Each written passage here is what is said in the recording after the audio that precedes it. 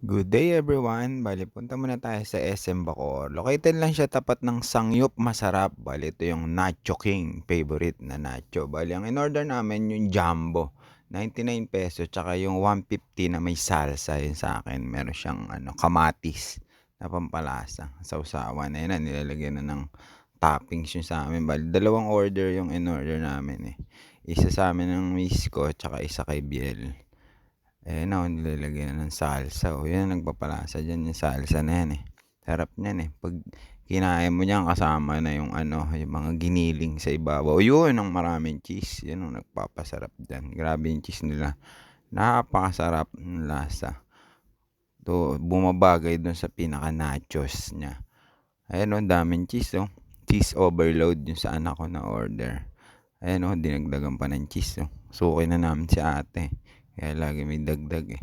Dami nabili sa kanila, eh, oh.